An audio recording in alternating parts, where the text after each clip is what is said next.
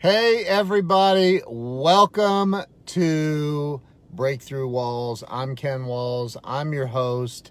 I have some unforeseen circumstances that occurred. So I'm literally sitting in a parking lot in my car to interview the amazing Jason Howland. Jason will be joining here shortly. As soon as he does, I'm going to bring him in. But if you don't know who Jason Howland is, holy moly, there he is. I'm going to bring him in right now. He is awesome. Okay, here we go. Share this out. Jason Howland, how in the world are you, bro? Dude, it's the best day of my life, man. Woo! What's going on, man? I love it, dude. I love it. So, hey, I appreciate you working through my technical difficulties, and coming in early, man. We're in earlier than normal, and this is a good thing.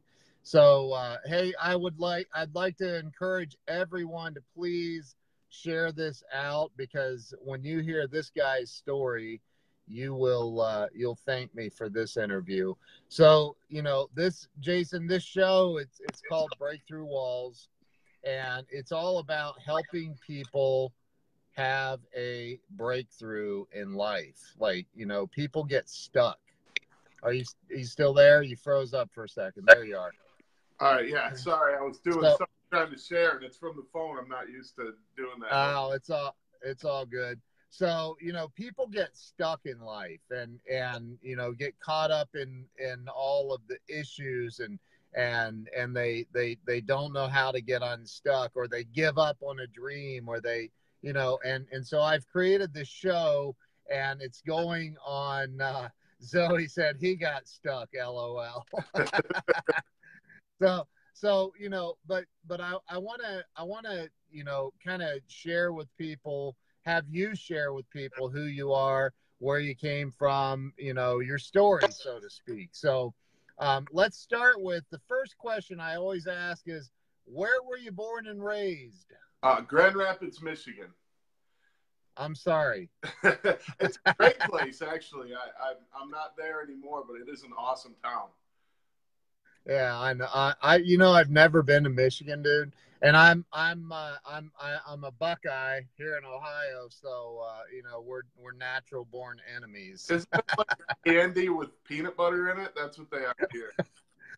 No, I've heard that it's a worthless nut. It's actually poisonous. That makes sense. That does make sense.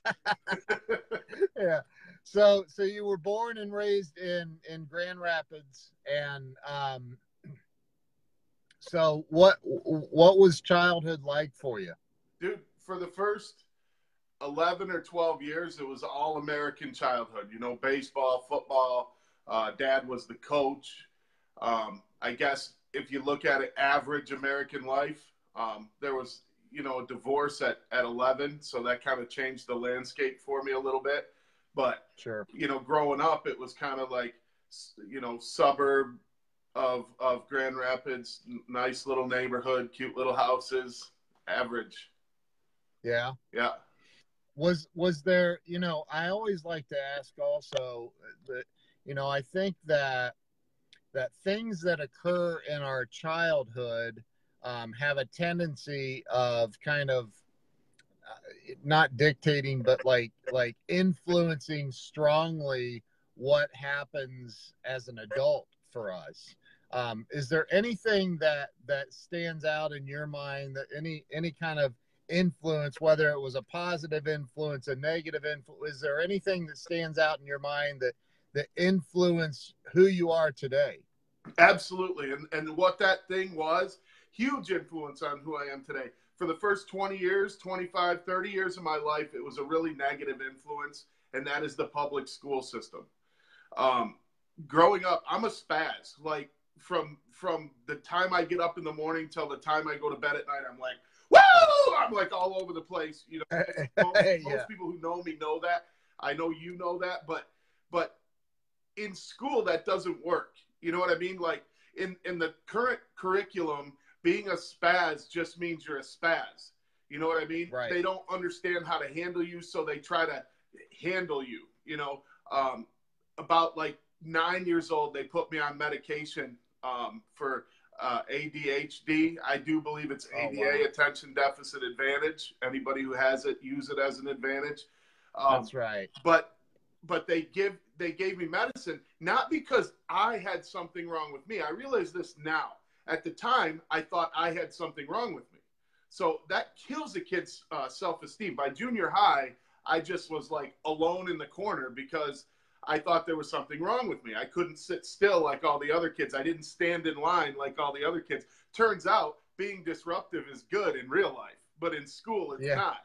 And so that medication, like the medication, I think might have led to my drug use later in life. I do believe that too, but I'll get to that in a little bit. But for the question you asked, when they put me on medication and they constantly had me in the principal's office and they constantly told me I was defective, they constantly told me that I wasn't the same as everybody else. They convinced my parents of it, and I don't hold this against my parents, and I don't believe it was intentional, but they were convinced that I was defective too. So when you're treated like a defect all the time, until you realize that defect can be made into an advantage, which is where my catchphrase "get weird" comes from. Whatever's weird about you actually is your strength. I believe that. But at the time, that's the pivotal thing, was when I started getting in trouble in school for not being able to sit still, for thinking for myself and wondering why the answer was what the answer was, and not just wanting to learn it from a book and go, that's a fact. I wanted to know why. You know, the teachers didn't like that I had those types of questions in class. So that had a lot to do with where I went. And I think your interview will take me there. So I'll let you go to the next question. Well, I think that, you know, and I back when I was in school, I don't know if we're close to the same age or not. I'll be 50 in July. I think you're a little younger.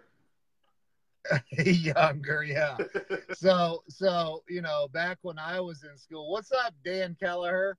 So, you know, back when I was in school, you know, I spent a lot of time in the principal's office with the paddle. They paddled back then. and it was, I wish they paddled, Ken.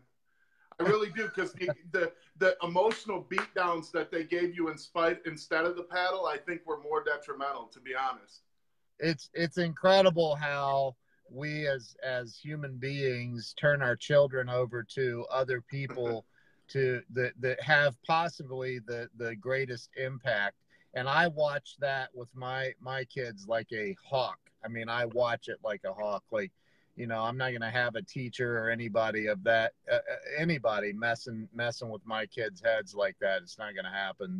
But I too went through it, and I understand. So when you so you went, did you go to college? No, I didn't finish high school. You didn't? No. Hey, I'm in the I'm in that club too. So you know, what was your, so you got out of school at some point, and you went on to what was your chosen career path? All right, so I'll take you back a couple years, like high school, because I mentioned being off in the corner by myself in junior high. What I realized coming into high school was actually that I could entertain people and that I could be the center of attention. And I learned that was the one way I could get people to like me and smile. You know, I just wanted so desperately to have friends and have people like see that I wasn't what they thought I was. You know, like I knew deep down inside, but was scared to show it, who I really was. So what I did was I became this huge character, and part of that was the real me, but part of it was also an act to try and compensate for some of the self-esteem issues that I had. Well, so in high school, I became an absolute maniac, like the complete opposite of the guy in the corner. I was the one just that you could not contain all the time, you know? And so then leading from that, I played in bands for years. Like I was lead singer and guitarist in several different heavy metal and punk rock bands. High school, it was punk rock. Then I learned how to play and it became heavy metal. But But so I learned that one thing about me is I am good at leading a crowd. I'm good at like getting a crowd to hear me and stay focused on me, whether it's with music or speaking. I learned that. So I worked in restaurants. I always had good work ethic. Okay. Like that's one thing my dad has, like 4 o'clock in the morning, he's up getting ready for work. 6 o'clock, he's at work. He comes home. I knew how that went. In order to survive, you had to put in work. Right. Right. So that part I understood. So I was managing, by the time I quit high school at 16, I was already managing a kitchen at a restaurant. So again, another thing about me, money was never that hard to come by. I never could keep it, but money was never that hard to come by. And so I was working, I was managing this restaurant and playing in bands for attention. Well, I learned that I could get attention for being good at cooking. So I switched from, regular restaurant to like fine dining, and I pushed and pushed and pushed. And at 22, I was a chef, like of a big restaurant, in charge of a big restaurant staff. Wow. That part of my life was all, again, center stage, right? The chef's the guy out there mingling with the crowd. He's the guy that gets the credit. The one that people have the questions for. So that's at about 22. I mean, I had been drinking and experimenting with drugs since about 15, but at 22, it really started to grab a hold, to where I was just partying more than anything else. Right. So that's kind of where the change started to happen. So around 22 is when I'm a recovered alcoholic myself of 16 years almost. And there's a line, and it's a line that like you don't even see coming, but like you cross it and you're like, it's like going from, once you cross it, you can't go back. Like, right. Exactly. It's like you can't become a cucumber once you become a pickle. Like it's too late. So, right. So I can relate to that. And I think probably a lot of people can, but when you you were a chef in a restaurant at 22 years old, you'd been getting into some drugs and is there anything that you feel like influenced that besides the people in school, or is that pretty much it? You know what? The thing was, I kind of felt like I think the drugs were, I'm a social addict, if that makes sense. Like, to me, it wasn't about the drugs in particular. It was about the social aspect of the drugs. You're in a band. You do drugs. You hang out with people that do drugs. That's what band people do. You know what I mean? So that was, it was kind of a social thing more than it was like chemically addicted to stuff. I was partying because of the social part of it. But, and during this time I had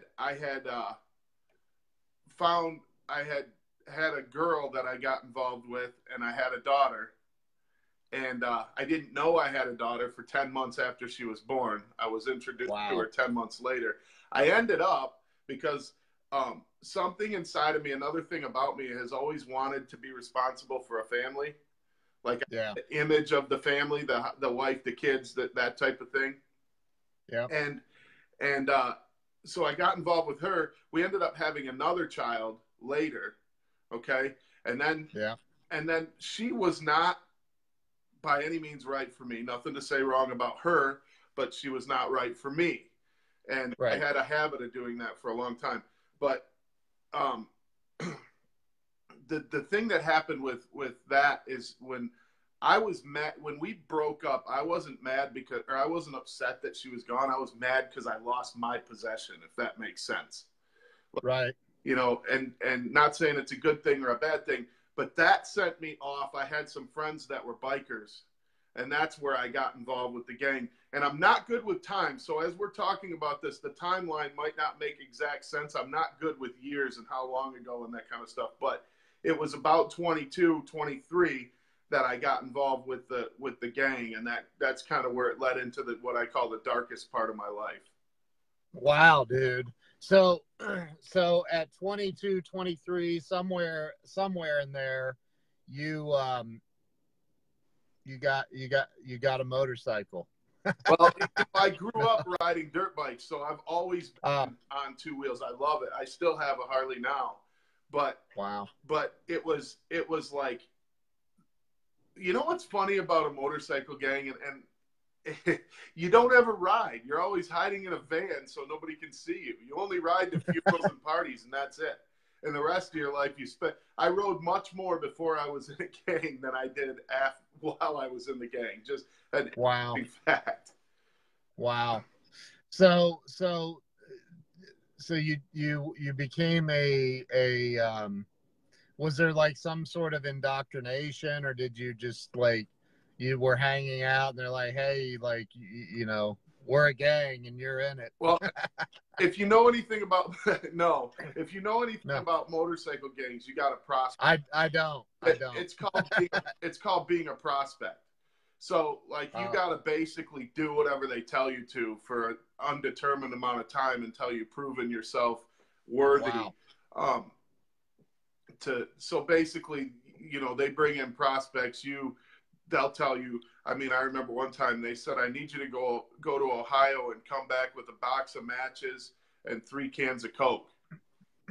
Okay, so get on your motorcycle, ride to Ohio, buy matches, and come back. Just mess with you, you know. Wow. See if you'll do it without throwing a fit. You know what I mean? Wow. Kind of a thing. And then there was other stuff, but that we won't talk about. But that's basically, you know, I did that for like 8 months. And but you know, as a prospect, yeah. But let me tell you really what a motorcycle gang, or I believe any gang is. It's a whole bunch of ungrown up people struggling to be in charge of each other. That's what it becomes. Once I was in the gang and I got my position within the gang, which was a pretty sought after one, I realized that everybody wanted my position and they would do whatever they had to do to me to get that position, even though they were quote unquote my brothers or whatever. Wow. It was like this constant passive aggressive, violent, like try to take somebody's spot, you know, and it was a dark time, you know. That was the methamphetamine years, man. And you stay up for 2 weeks and your mind doesn't work right. You know what I mean? Wow. You're just insane. And I went through that, another bad relationship during that time. And basically, you know how I got out of the gang? It's really interesting that I've never had any trouble getting out of the gang. What's up, Tim Coe? I never had any trouble getting out, which is really strange. That doesn't really happen. But I think they worry about people being a snitch when people leave the gang. And I think they just knew that wasn't why I left. I went to jail for some nonsense. One time, okay, I'll tell the whole story because this is the gang. Anybody who knows about the gang life knows this. Anybody who doesn't, this is what you're missing.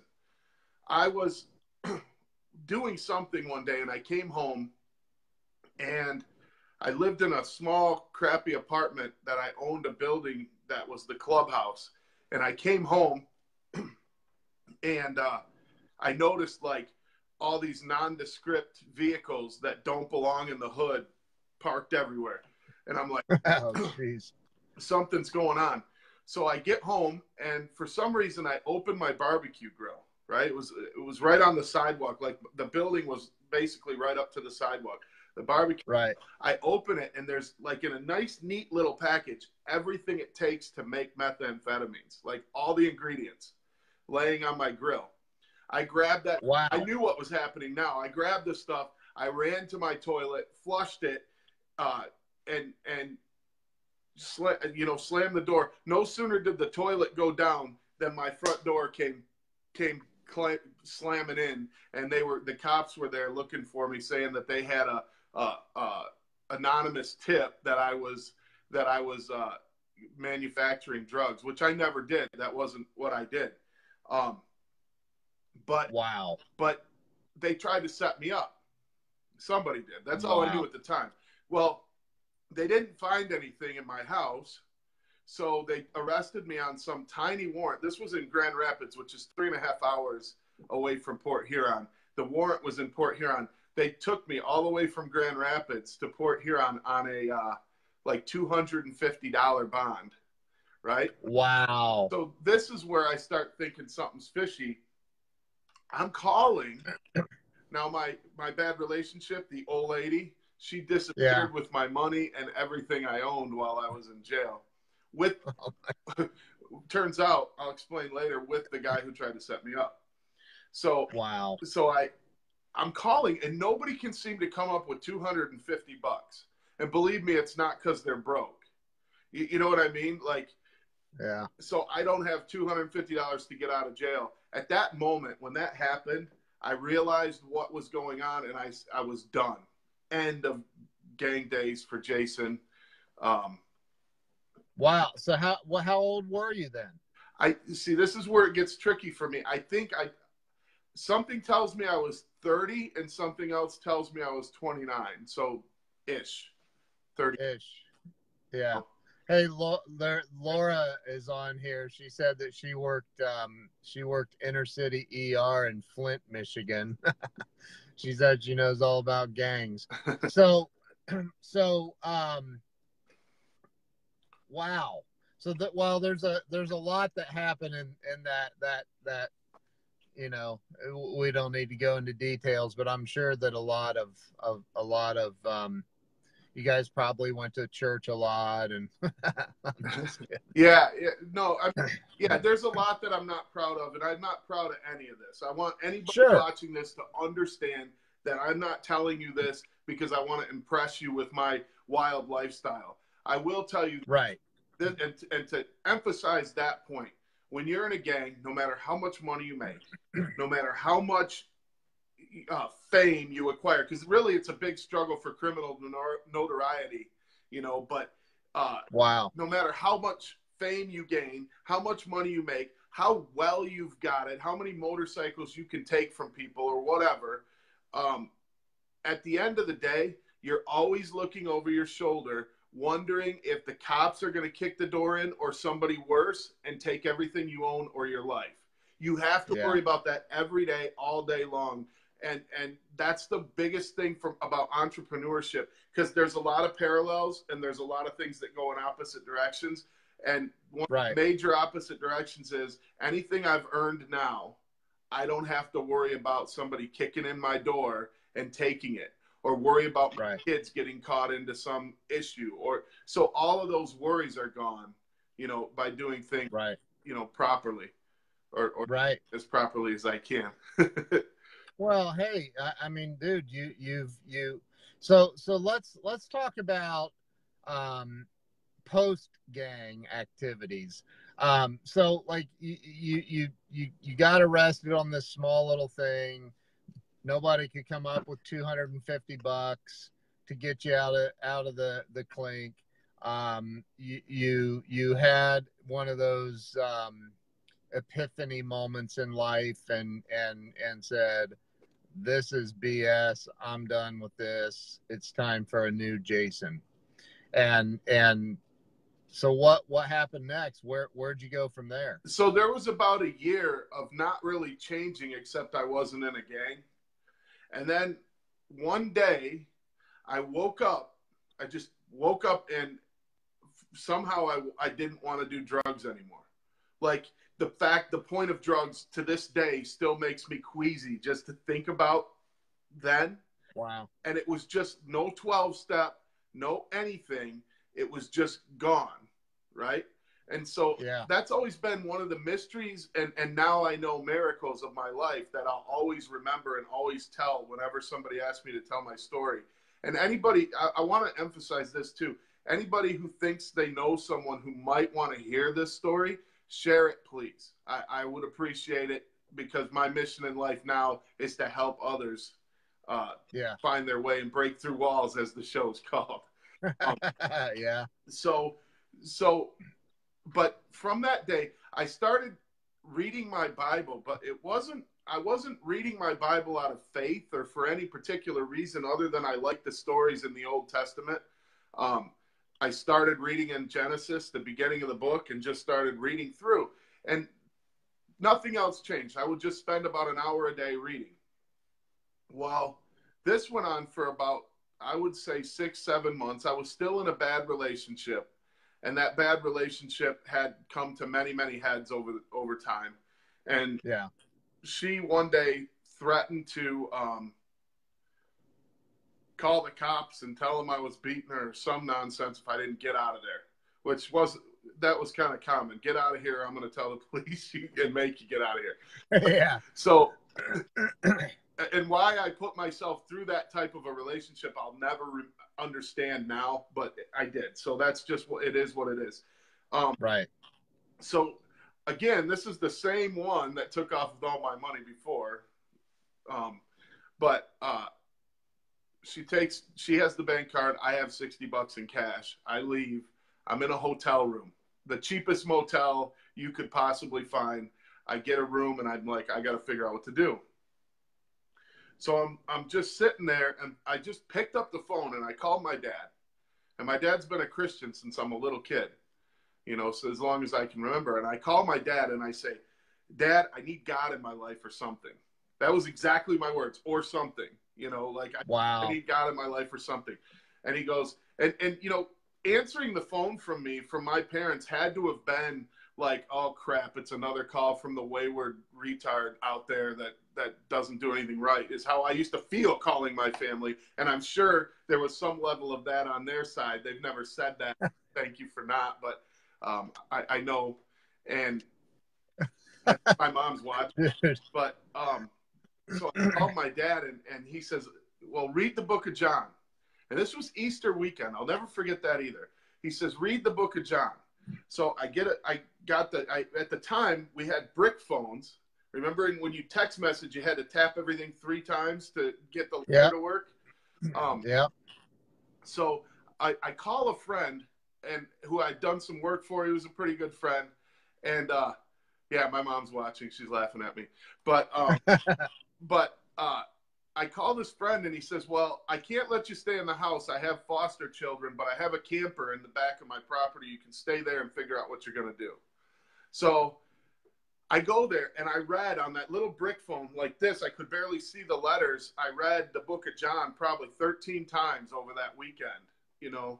First time I ever took advice. I swear to you, that was the first time in my life I took somebody's advice and did what they said. And I did what my dad said, and I read the book of John like 13 times. And I remember getting up Easter morning, and I texted everyone, he is risen. Everyone in that phone, one at a time. Everyone I had in my contacts, he is risen. And that moment, I gave my life to Christ, and my life has been 100% different ever since that very second when I made that decision. I was a completely different person. Many people I knew called me crazy immediately because I was God this, God that. I got to do this, got to do that. Yeah.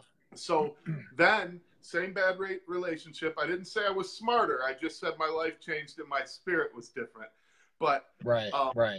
Bad relationship. I go back to the same one.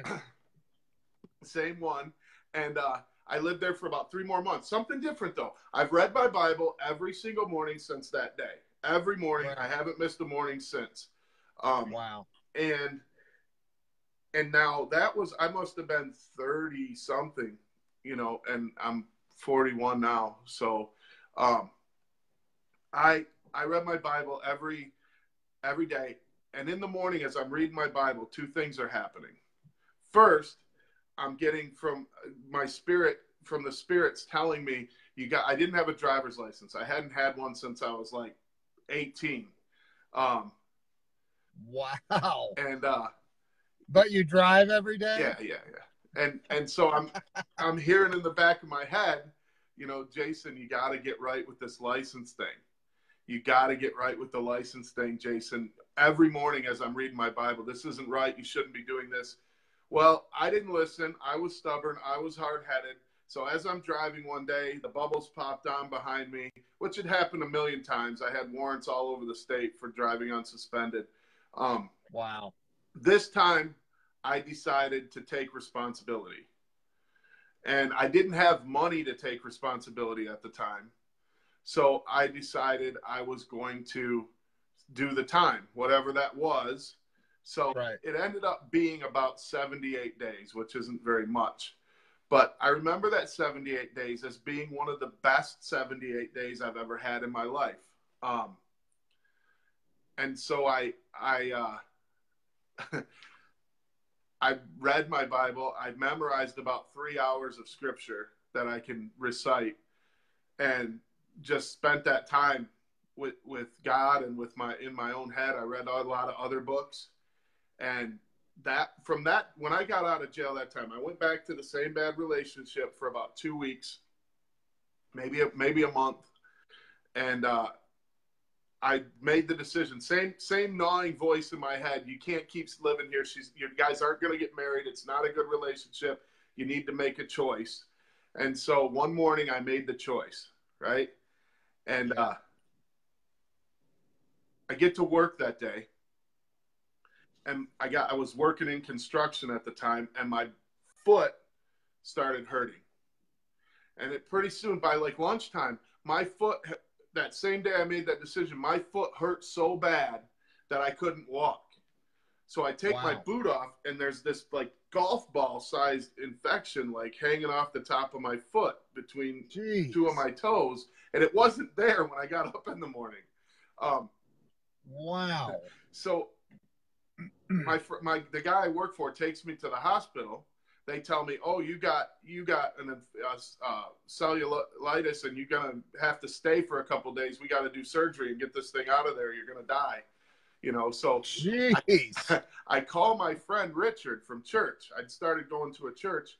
I call Richard, and he says, "I say, hey, can you bring me a Bible and a couple of other books? I'm gonna be here for a few days."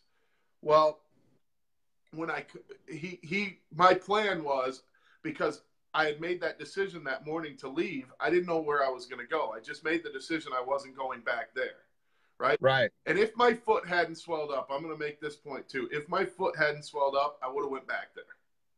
So that said, I call Richard. He gets to the hospital. My plan was, when he got there face to face, I was going to ask if I could crash at his house for a little while till I figure out what I can do. He gets there. I ask him. He goes, "I bought a condo today, and I really don't know what I'm going to do with it. You want it?" Like, wow. Out of the blue, like, "You want it?" And I'm like, "Well, I don't have first or last month's rent or anything." He goes, "Don't worry about that. Just pay me when you get back to work." I couldn't work for like 2 months because they wouldn't let me put a shoe on my foot after that. So it's really, God's perfect timing, man. I made a choice to do the right thing. Yep. When I did, he put that out there with a place for me to go. And from that moment forward, my progress in life started to take a meteoric rise. Honestly, that was the turning point. When I got that condo, about 2 weeks later, I got a job in a restaurant, and I was making like $10 an hour. I hated it. It was an Arab restaurant. I was the only guy that looked like me that worked there, and they didn't treat me very well. But I was like humbled enough by my bad decisions of my life that I was going to work there because I had nowhere else to work. Right. Well, a couple weeks later, I see an ad on Craigslist, and it says positive sales rep needed. That was the whole ad. Positive sales rep needed. Call this number. So I called it, and I'll let you ask some more questions from there. Well, and I've heard this story, but I don't know that everybody on here has. But I think that, wow. So again, this is a show about having a breakthrough for people, and I've had we have very similar backgrounds. I've never owned a Harley, but I've owned motorcycles most of my life until I totaled one into a barbed wire fence. And, well, I'm not Like I didn't get a DUI that night, but you know, I don't know what the statute is, but I'm kidding. You're somebody at the door now, Ken. What's that? I said somebody's knocking on the door right now. Right, right. So I'm kidding, but I you know, there's evidence of something keeping me safe for sure. Just like you, and you know, I think that, you know, there again, people go through crap in life, and they you know, I've been through it, you've been through it. Um, I used to make fun of guys on Harleys as I was blowing past them on my crotch rocket. Then they made Until fun the of you as they passed the fence. Like, it was 4 o'clock in the morning or something, dude. But anyway, so I think that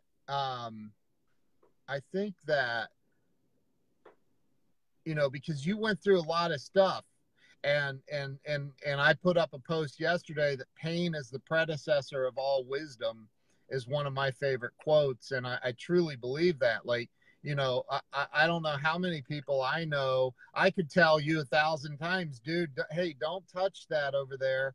Like, it's hot, right? Don't touch the burner. I mean, it's going to hurt like crazy. It's going to leave a mark. that's going to and, make me and want to touch the burner, Ken. right. I know, right? Then me too. I'm like, dude, what's up? What's all the attention about the burner? I got to go see what this is all about. Yeah, that's hot. But Okay, like, get it. so like, what do you feel? And because I believe in God. I've been a Christian my entire life. I've been in the ministry. You know, but I also have had some epiphanies in the last 16 years that have given me a broader view of the whole thing. And I feel like too many people use God as a crutch. They use God as a well, you know, I'm just praying that this is going to come through, dude. Like it takes me, my free will, to surrender and freaking and put in the work. Like, you know, you can't know the Bible unless you read the Bible. You can't know how to sell unless you learn and read and study on how to sell. And then that, again, this is my opinion. I don't want to interject it too much, but you know, what, in your opinion, what did you do that made the biggest change? Okay, so that's you're exactly on point, and here's how. I read my Bible when I couldn't work for 30 to 60 days while I first got into that condo. What I did was a pen and paper like a madman, reading the Bible, taking notes, and talking to my pastor. He taught me how to do word study. So word study is where you take the main word in a sentence and you right meaning in its place and read the sentence again. And right and basically I started studying the Greek from the Bible. I started digging really, really deep. So that was good for my faith. That built my faith tremendously. Right? But faith is completed by works. The Bible does say that. And so what I learned is how to study. Like that's the main impact that it had on my brain and on my ability to do more with my life, was learning how to study to begin with. Right? So when I answered that ad that said positive sales rep needed, I had to actually learn how to tie a tie to go to the interview. I was like watching like yelling at the mirror, some British guys, you tuck it and turn it and all that. And I'm like, finally I get it. I hang it on the doorknob for the next day. And I went to the interview so humble and ready to study the craft of sales that when the training program began, I was like a sponge. Everything they told me and more I picked up on. And it became like an obsession, but a good obsession. You know, the first time in my life, I had a thing that I was a maniac about that was actually good. For the first time in my life, my spasticness was understood by me. You know, and so that's what made the biggest change for me. You know, finding God was the catalyst, right? And my faith is the catalyst.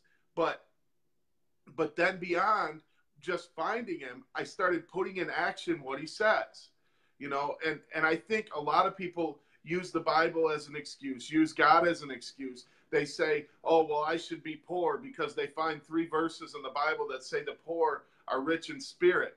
But that's not, I'm not going to go into a sermon right now, but at the end of the day, you can also find the other 60% of what Jesus said that had to do with work and income. And that's a fact, right? You can find where in the New Testament, there was a ton of talk about you have to work. If you don't work, you don't eat. I remember Apostle Paul wrote, you know, so it has to be, you have to take action, right? I totally agree.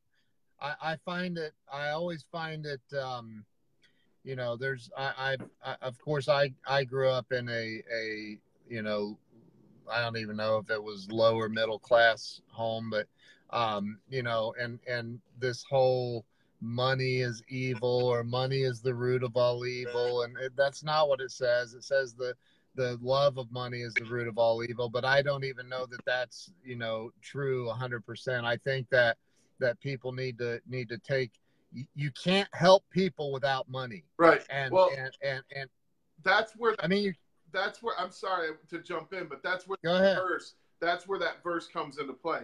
You can't help people without money. That's true. But you don't love the money or you wouldn't be using it to help people.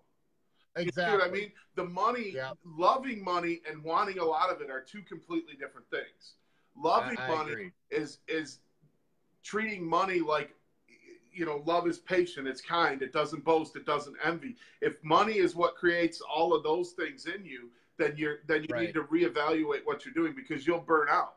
And I've seen. Well, and dude, I've known, you know, again, I'm almost 50 years old, and I've been around. I've worked for a billionaire. I've you know, I've met mega millionaires, and you know, I know I you know, was homeless. So, like, you know, I know that money, literally, if you have a lot of money, it's only going to bring out more of what you already have on the inside. And, you know, Dr. Wayne Dyer used to talk about, you know, what do you get when you squeeze an orange? You get orange juice. If you squeeze a lemon, you get lemon juice. You squeeze a grapefruit, you know. But if you squeeze a person, whatever is on the inside of that person is what's going to come out. So it's about like healing, right?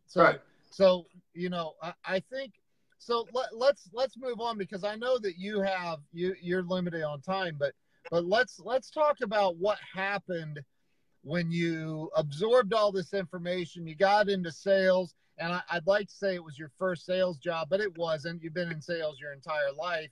But the first professional sales position you had, where you were compensated via or rewarded via, you know, what you produced, what happened? Okay, so my first lead, right? Training was supposed to be 2 weeks. On the Friday before training, the last day of training, they said they had a lead they couldn't cover. And I'll never know if they just got that lead for me and said they couldn't cover it, or if they really couldn't cover it. But I'd already killed it throughout the training program. Like, I made it clear I was going to succeed at this, and I was clear here that I was going to succeed at it. But the first lead I went to, I made $1,100. Now, I can tell you that there was probably not very many weeks in my life where I had made $1,100, right? Right. So by the end of by the time my first paycheck came, I had like $2,100, something like that, was my first 1 week paycheck in sales. Wow. So I started like, continued to learn. But also the rest of the sales reps at the place started to take notice. At first it was new guy luck. You know how they can chalk it up to new guy luck. Yeah. Well, 2 weeks goes by and I'm staying consistent. I'm not hitting that new guy luck slump that happens when new guy luck happens. And so it was like a month in, the owner of the company, who didn't turn out to be the greatest guy eventually, he didn't want to get up in the morning, is really the reality of this. But he asked me to be sales manager, which just meant I had to come in and run the sales meetings, so he didn't have to get up that early in the morning and be at the office. Well, to me, I didn't care what his reason was. You just gave me an opportunity, and I think I only made like 500 extra a week for running the sales meetings. But to me, it was like the biggest opportunity of my lifetime. So I got on YouTube and watched. Grant Cardone was like new to YouTube at the time. And you know, Gittimer, and I started just reading every book I could. Everything. One of my mentors told me to read the Bible, the 4 Gospels, as a business book, and read it from that frame of mind. I did that.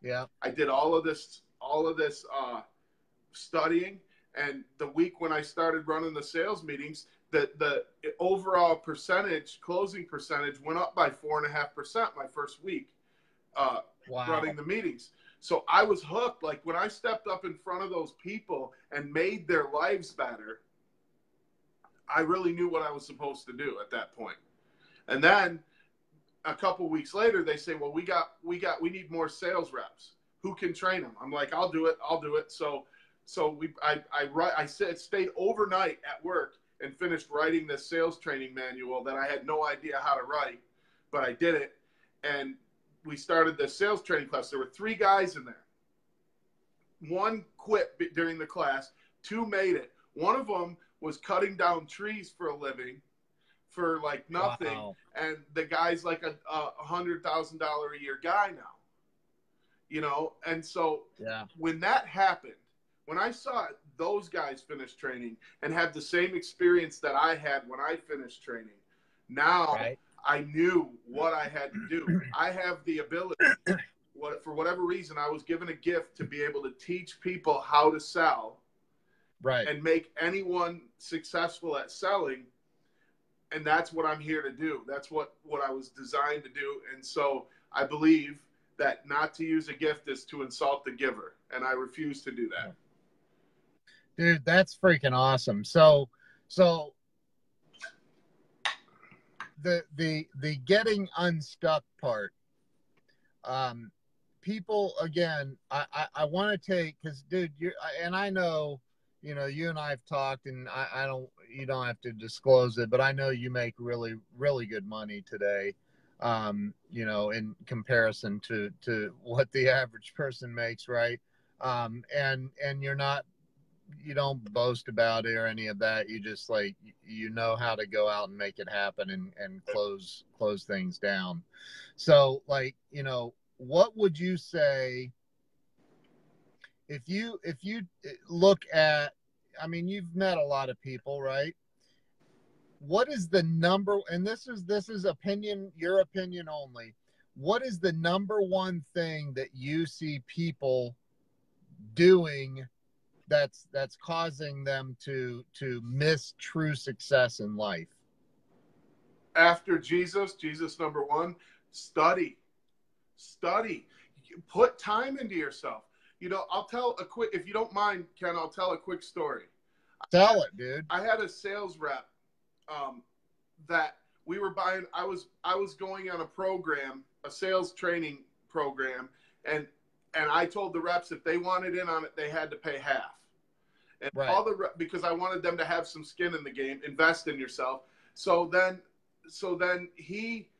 one guy out of all of them didn't want to do it. He's like, I can't afford it right now. And I said, the reason you can't afford it right now is because you're not willing to do it. If you do this, you'll be able to afford it. I said, you got to invest in yourself. And what happened was I sold him on doing it. I closed him on giving the half of the money up. It wasn't a ton, but I closed him on doing it. He wrote the check, gave it to me, and his closing rate went up 10% before he even started the program. And the reason is because he put the time and the effort into himself. He made a commitment that he was going to grow himself. And when you do that, it changes your life instantly. You'll go up. It's impossible not to. And there's actually studies at Harvard that show that when you study, you release serotonin and norepinephrine into your brain. And those are the 2 things that bring happiness and energy into your life. And if studying causes that, you don't need drugs, you don't need any artificial way to produce it. Just learn every day, and you'll stay in that form. I love that, dude. I freaking love that. And that's, you know, I mean, it's like your relationship with Christ. It's you strengthen it by studying, right? You just do. It's anything. I don't care what it is. If it's you know, I've seen I know people that exist on this planet that think they know everything and they don't need to read or study or any of that. And it blows my mind. I've made millions of dollars in my life and I still read almost every single day of my life. Like, I don't get that. So I'm glad to hear you say it, because people don't, you know, that's just arrogance and insecurity that people put that stuff out there. And I think, I think it needs to be, you know, it's like I invested in Cardone University and a lot of other stuff that, I mean, I spent a lot of money on, and Sure. you know, yeah, and it only made me better, right? So you know, so that's the number one thing that people are not doing is they're not studying. And I'd like to add to that. I'd like to add an exclamation mark. Risk something to invest in yourself. Spend, if it's $100, $200, spend what you don't have to invest in yourself in self-improvement. Do it today, and I promise you that money won't hurt. I promise you. Just take what you don't have and put it into yourself right now, and it'll change your life forever, and you'll never stop doing it again. So if you met some dude, because I was going to say, well, what's the number one recommendation you would make to somebody stuck? You just kind of, but let's say that, you know, and I don't say this to boast or brag in any way. I always believe in, you know, I believe in giving and giving and giving. And I had my two little girls with me the other day, and we were, doing some Mother's Day preparation stuff, and there was this guy standing out in the hot sun holding his, well, he wasn't standing, he was sitting, and you know, he looked in bad shape, and I was getting us water at this drive-through, so I got an extra bottle of water, and I told my girls, I said, you got to help people in this world. You got to help people. And so I, you know, gave the guy $20 and a bottle of water or something. And they, because I want my daughters to be like that. I want them to see that. And so if you were to, you know, have a room full of homeless people, that had no hope, they didn't even have a shelter, they were just living on the streets, what would you say to them, or tell them the first step is that they need to take to change their lives immediately, starting right then, besides the first thing you're always going to say, and I appreciate that, but what's the first action you would tell them to take? I would tell them that you can go out, and you know this, you can go out and beg for something by noon today. Whatever you have at noon today, I want you to learn to turn it into more than what you have at noon by 2 o'clock. And if you can take that $20 that you begged for at noon and go buy bottles of water and sell them for $1 each and make $40, and then you can take that you need to do that. You need to, right now, you need money, and you need to go hustle until you have enough to get a stable place for yourself and get a job. Yep. Whatever that job is, take whatever you can get and then work from there. Always thinking about what you have now becoming more than what you had before. Duplication. And if you can learn that, then you can get out of the situation you're in with homelessness. And the way to do that, once you get to that point, is just to learn to sell. It really is just to learn to sell. Yep. I agree with you, man. I agree. So we're coming to the end of the hour. Dude, you are, I mean, you know, we're great friends, and I'm very grateful for that. I think you're an amazing freaking human being. You're a human doing. Well, I feel the same, and I was so excited to come on your show. I really was. I appreciate. I know, and I'm so grateful. I my apologies for it being from my car, but hey, dude, that's what we do. We improvise and push forward. Right, make it so work. That's right. So with as far as the what's next for Jason Howland? What's next is yeah. It's funny you asked that, because right now I'm going to keep doing what I'm doing. That's what's next. It's time to multiply, and that's what I've been doing. So I'm going to keep doing that. And that no other anything in the future other than that right now. Okay, good. And it's going well. It is. It's going well. When you say multiply, are you having more kids? I do have a child on the way. She'll be born. Good. Oh, good. I didn't know that. Yeah. Wow. We got a little girl on the way in August, so we're excited about it. Wow. Congratulations, man. That's awesome. Well, brother, you know that if I can ever do anything to help you in any way, I will. I'm so grateful that you took the time to come on and do this show with me. I really am. I think your message is going to help a lot of people. Yeah. Is there anything that you would like to say as a last thing that you'd like to say to everybody watching this right now? Yeah. Do what Ken and I just did. Do something for nothing, so that the reward is only to see what it does for somebody else. And just do that on a regular basis, and I would really appreciate that. That would be a personal favor to me. And one more thing, make today the best day of your life. I love it, dude. I love it. I'm going to go have the best day of my life. I hope everybody watching this is going to have the best day of their lives. Thank you to everybody for being on here. Thank you for all the shares, the hearts, the loves, the likes. This is going to be on my channel on that. I can't do it, man. You're good. Woo! I can't do it. It's not in me. But anyway, thank you, dude. I love you like a brother, man. I appreciate you being on here, and we will see you guys later. Have a great day. Peace out. Thanks, man.